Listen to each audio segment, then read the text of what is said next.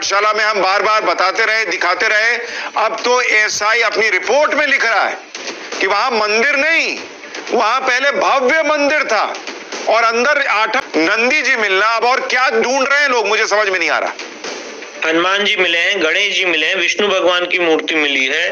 और मैं ये बताना चाहता हूँ सुशांत जी, बिना डिगिंग के मिले हैं, क्योंकि डिगिंग का ऑर्डर डिस्ट्रिक्ट कोर्ट वाराणसी ने दिया था, जबकि उसमें यह भी था कि डिगिंग करनी है बिना स्ट्रक्चर को डैमेज पहुंचाए हुए। उस ऑर्डर को इलाहाबाद हाईकोर्ट ने रोक लगाई उतने पार्ट को, और सुप्रीम कोर्ट ने भी उस बात को एफर्म किया। तो बिना डिगिंग के सिर्फ सॉइल हटाने से इतनी चीजें मिली हैं। बताइए सबसे महत्वपूर्ण बात। और मैं एक बात और कहना चाहता हूँ, बहुत लोग जो ये कहते थे कि ये जो जगह है ये बनाई गई है औरंगजेब से पहले भी थी, अकबर के टाइम भी थी। एक सबसे इंपॉर्टेंट बात आज आपके इस पाठशाला के शो में बताना चाहता हूँ।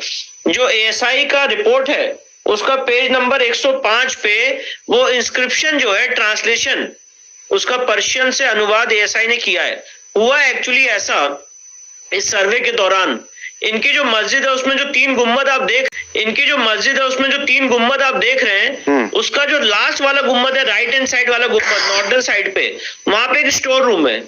जब वहां पे मैंने एएसआई के टीम का ध्यान आकृष्ट किया तो एएसआई टीम वहां पे जब घुसी तो वहां पे उनको एक आधा पत्थर मिला टूटा हुआ। उसकी फोटोग्राफ एएसआई ने लगाई है पेज नंबर 106 पे।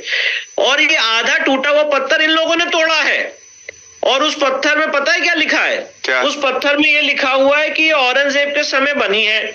और वो पत्थर का जो एग्जैक्ट है वो मैं बता रहा हूँ, by the order in the 20th regnal year of Hazrat Alamgir Mughal emperor Aurangzeb this mosque was built. तो ये जो पूरी थ्योरी देते थे कि ये औरंगजेब से पहले की मस्जिद है और हजारों सालों से यहाँ पे हम नमाज पढ़ते चले आ रहे हैं, उससे पहले की मस्जिद है, ये थ्योरी इस इंस्क्रिप्शन से डिस्ट्रॉय हो जाती है। और ये इंस्क्रिप्शन का ओरिजिनल फोटोग्राफ एएसआई के पास 1965 में एएसआई नागपुर के पास था। तो अब उस चीज को छुपाने के लिए उस पत्थर को तोड़ दिया गया, उस इंस्क्रिप्शन को तोड़ दिया गया, पर तोड़ के आधा अपने ही कमरे में रखा हुआ था, जो इस सर्वे में मिल गया। तो ये बहुत विष्णु भाई, अब तो विष्णु भाई ये सब देखने के बाद बिना देखे भी लोगों को समझ में आ रहा था, जो हम कहते भी थे कि अगर कुछ नहीं है वहां पे तो लोग क्यों नहीं सर्वे हो जाने देना चाहते हैं, लोग क्यों जो है वो इधर से इस कोर्ट से उस कोर्ट भागते हैं कि रोकिए रोकिए ये सर्वे रोक दीजिए। वो तो समझ में आ रहा था। और आप कह रहे हैं कि बिना खुदाई हुए ये सब तो सामने है कि भाई ये सब कुछ दिख रहा है। और आप देखिए ज्ञानवापी, अब आप बने रहिए हमारे साथ, ज्ञानवापी मस्जिद जो अभी मस्जिद है उसके अंदर हनुमान जी की भी प्रतिमा मिली। अब आप देखिए हनुमान जी हैं।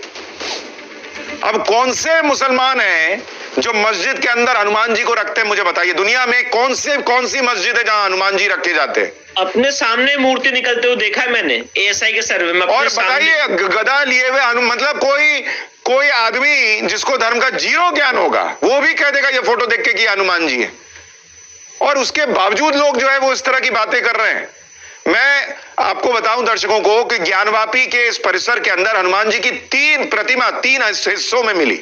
यह प्रतिमा पत्थर से बनी हुई है। मस्जिद के तहखाने S2 में पूर्वी तरफ मिली थी। इसमें हनुमान जी के सिर पर मुकुट, दाहिने हाथ में गदा, बायां हाथ कमर की तरफ मुड़ा हुआ, गले में हार, कमर बंद और अंगवस्त्र साफ साफ दिखाई दे रहा है। अब इससे ज्यादा क्या ढूंढ रहे हैं बॉस आप?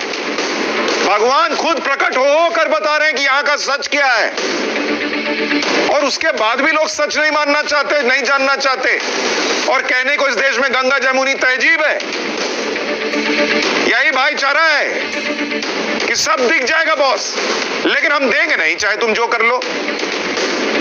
आप देखते जाइए एएसआई को ज्ञानवापी के अंदर से ऐसे ऐसे हिंदू प्रतीक मिले हैं कि आप हैरान रह जाएंगे। जैसे भगवान कृष्ण की सैंडस्टोन से बनी प्रतिमा,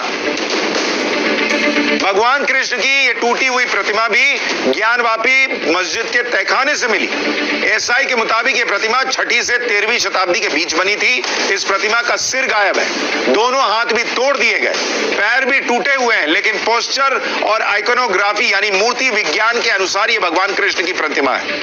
अंदाजा लगा कि एएसआई ने नहीं बताया बॉस, उनके पास टेक्निक है, तब वो ये बता रहे हैं कि ये भगवान कृष्ण की मूर्ति है। प्रतिमा में भगवान कृष्ण गले में हार, जनेऊ और धोती पहने हुए दिख रहे हैं।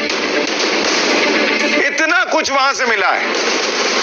ज्ञानवापी मस्जिद के अंदर हिंदू मंदिर के इतने सबूत मिले हैं कि आप देखकर हैरान रह जाएंगे।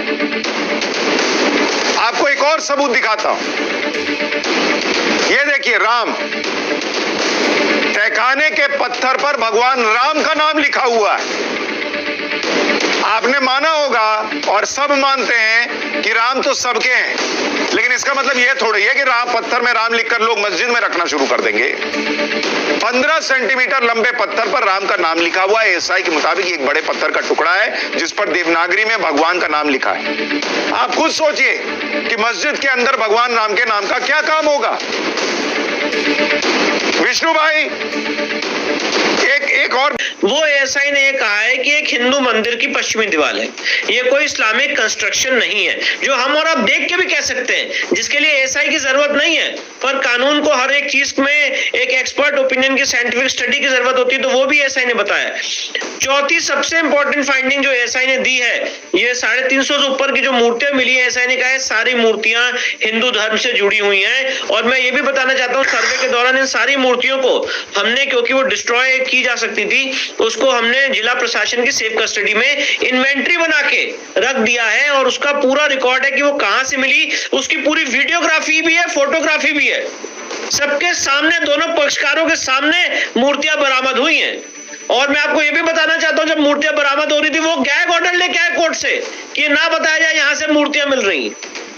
इसके बाद सबसे इंपॉर्टेंट फाइंडिंग है, जी आप बोलिए, बात कंप्लीट कीजिए। इसके बाद एएसआई की सबसे इंपॉर्टेंट फाइंडिंग ये है कि यहाँ पे 17वीं शताब्दी में मंदिर तोड़ा गया और 17वीं शताब्दी में मंदिर, इस तथाकथित मस्जिद को निर्माण किया गया और मस्जिद ऐसे बनाई गई कि उसको हिंदू मंदिर के परिसर को ही